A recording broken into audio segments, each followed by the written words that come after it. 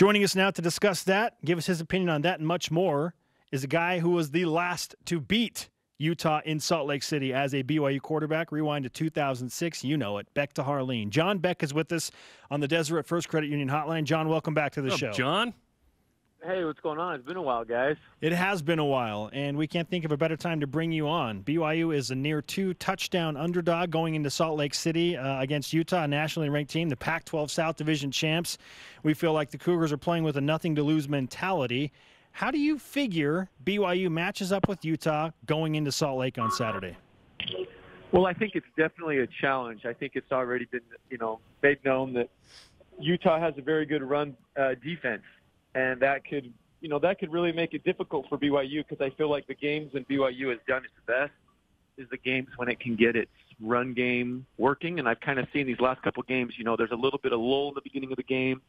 They're trying to get some things going, and then I feel like you start to get break a couple runs, and that really helps out then in the RPO game. And so, I'm kind of curious to see how BYU is going to be able to utilize their run game against the Utah defense that, is a very good run-stopping defense. And I think that will kind of then indicate what happens beyond that, because if you can't get a run game going, it's difficult to get sometimes your play-action game to be as effective. Not that it can't be effective, but just may not be as effective. What kind of difference do you think Zach Wilson could be in this game? Because this is an interesting one for him. He grew up a Ute fan. He went to Utah games forever, right? And here he is on the other side of this, yet he can make plays with his legs, and then we haven't quite seen his arm to its maximum potential quite yet, but I think he could have a huge impact on this game. What do you think? Yeah, I absolutely do. I think, I wouldn't be surprised. I wouldn't be surprised if he starts to, maybe make some plays early in the game with his legs. And I'm not necessarily meaning just runs, but just his escapability. He's a pretty elusive runner when he's back there. Just kind of.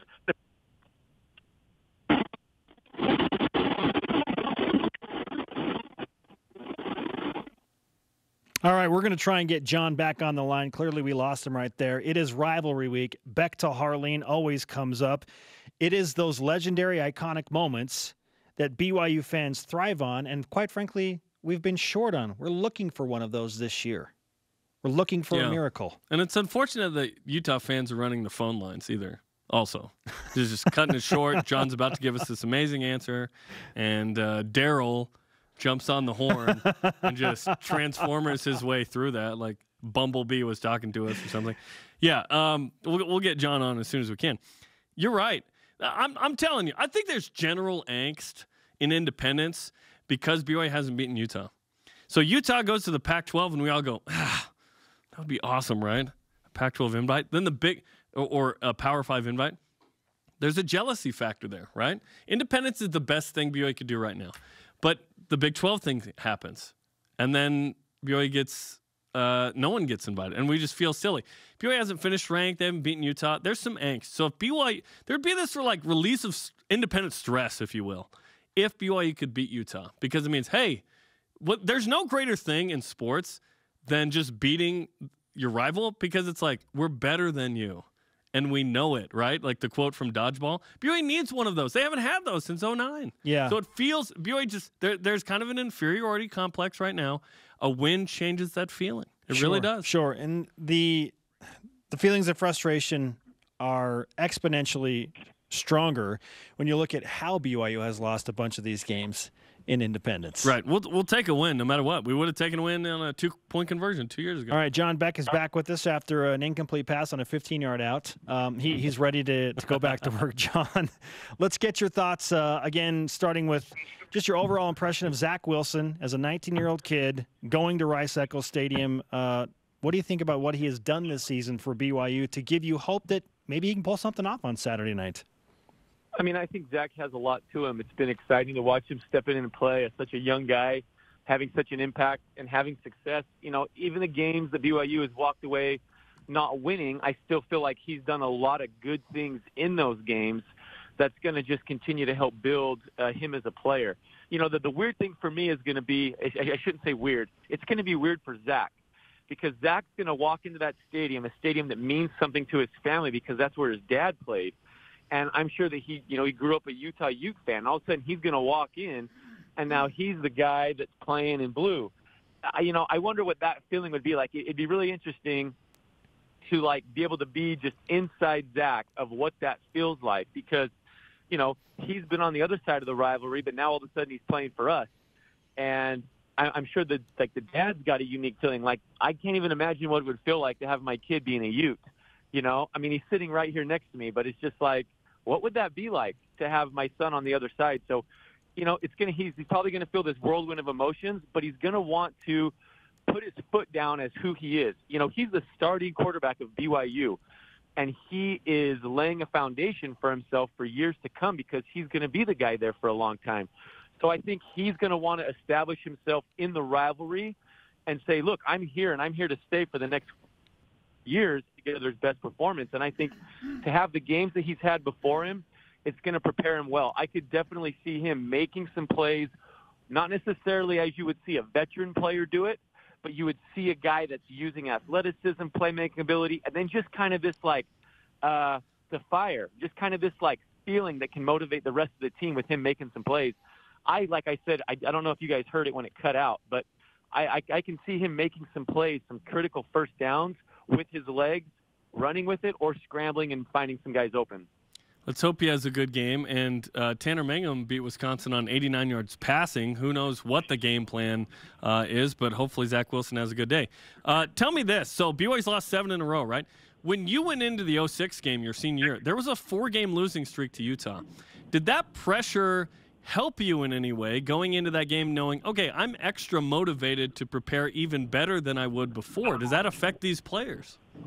I never felt the, like, pressure. I mean, I shouldn't say I never felt the pressure. Of course there's pressure and you feel it, but it wasn't because we lost 4 in a row. For me, it was more about, like, what happened the year before coming so close.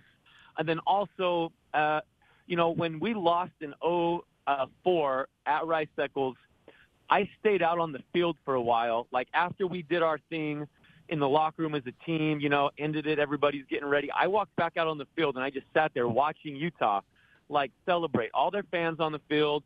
And I just was like, I'm not going to leave BYU without having something like this. Like, I'm going to do everything that I can. So I carried with me that feeling from my sophomore year, the feeling of the overtime loss. Those were the things that gave me motivation. It wasn't a, like, oh, man, we've lost 4 in a row, I don't want it to be 5. That never even crossed my mind. Mine, it was more, these are the 2 experiences I have in this rivalry game, and this is the opportunity. This is my last opportunity in this game, so I want to go out and play the best that I can. Those are the things I carried with me. John Beck with us on BYU Sports Nation, last man to beat Utah in Salt Lake City dating back to 2006.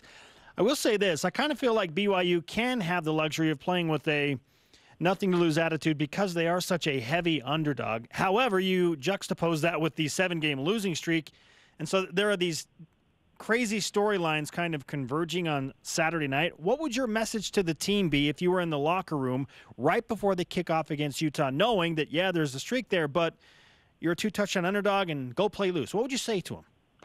I mean, I would just say, look, in rivalry games, none of that stuff ever really matters. I don't know what we were favored my senior year, but it didn't matter. And I can remember when I went up there as a sophomore, I want to say that we were probably double-digit underdogs, maybe even like 20-something point underdogs. But yet the first half we played really close. So really in this game, everything just gets tossed out the window. It's how you feel about yourself and your team when you step out on the field. It's what do you believe can happen. And I would say if you can have the right mindset of what you believe can happen, and then you can step on the field and play fearless, like, look, mistakes are going to happen. It doesn't matter. You play fast. You wreak havoc, you make opportunities when they're there, and you don't play gun shy, right? You're not in this to, like, not make mistakes. You're in this to win it, and you go out and you absolutely play to win. And that's what I would say. Every year on my birthday, John, my mother recounts the tale of my birth. So it is the birth, if you will, day of BYU and Utah back to Harline. So remind us and tell us, what was the play call and what went through your mind as Beck to Harline happened? Oh, you know what? So it's crazy. I probably, I can remember the play, and I believe it was ace flip 59. And I remember what we thought we were going to get was we potentially thought we were going to get cover 0. and that we'd be able to throw a little post in the back of the end zone to Zach Colley. But as we broke and went to the field, Johnny Harleen came to me and said, look, hey, what do you want me to do? Because I'm kind of singled up on this side. And I just said, look, if you get cover 0, look, I might take that fade to you again. Otherwise, just work to get open. That was kind of it. Almost like, look, this may have to turn into backyard. And in the back of my head, because of the year before, I had remembered, like, I was kind of shuffling to the left the year before. And at that time, I wanted to make sure I got a ball off. I gave somebody on my team an opportunity.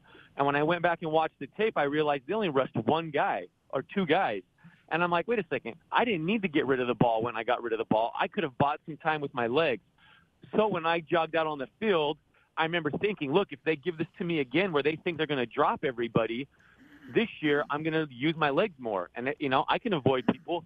So that's kind of like the whole as I went and took the snap. And then when I took the snap, it's the weirdest thing ever.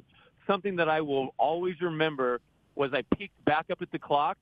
I saw the clock. I saw the score. And for every reason, there was just this, like, ultimate calm inside me. Like I was just playing another play of football. Like it literally just felt like another play. And, then it was pandemonium once Johnny caught it. It was amazing.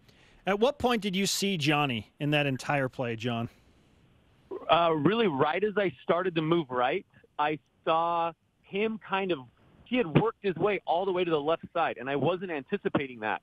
It's like as I started right, I caught Johnny like, man, he's on the complete other side of the field, like working his way that way. And as I started to run right, I felt – so Bryce Mawika was like my last guy on the left side, and I could see the defenders next to him. And as Bryce ran with me, I felt the other defenders running with Bryce. And I realized, oh, my gosh, Johnny's going to come out of the back end of this thing. But I also didn't know how much room I had in front of me. So I had to take a quick peek of what was in front of me. And I realized, like, I don't have a lot of room. And I don't know, it's one of those things where you, like, all these thoughts go through your head, and it all happens in literally, like, hundredths of a second. And I knew I was going to have to jump and take a hit. And then the weird thing for me, though, when I threw the ball, I lost vision of where the goal line was. So I'm trying to, like, look through my legs because my legs were, like, going over the top of me. And as I'm looking through my legs, I see Johnny go to his knees, but I have no idea where the goal line is. And for a split second, I'm like, if he slid on his knees on the 1 or, like, right outside the goal line. But then when he stood up and threw his arms up, I knew he was in. But there was, like, that split second that I'm just like, if he had to go to his knees on, like, the 1 foot line, like, oh, my gosh, because I couldn't see the goal line. And then it was just crazy. Then it was just, like, jumping all over everybody. And the other thing that blew me away was how quickly a TV camera was in my face. Like, I could not believe it. Like, I'm celebrating, and all of a sudden, I swear it was the guy that did the KSL that had the big, like, red wavy hair, like almost like Conan. What was his name? Tom Kirkland? Tom Kirkland, right. And, like, he was out on the field asking me questions, and I'm like, what in the heck? Oh, John, great stuff, Great. man. We appreciate you recounting that. A-split 59 for the win, man. We'll see you. We'll talk to you soon, and hopefully we're enjoying another legendary moment after Saturday. Yeah, it'd be great if we can get one. Hoping we can. Thanks, John. John Beck on the Deseret First Credit Union Hotline. Deseret First, your values, your timeline, your financial future.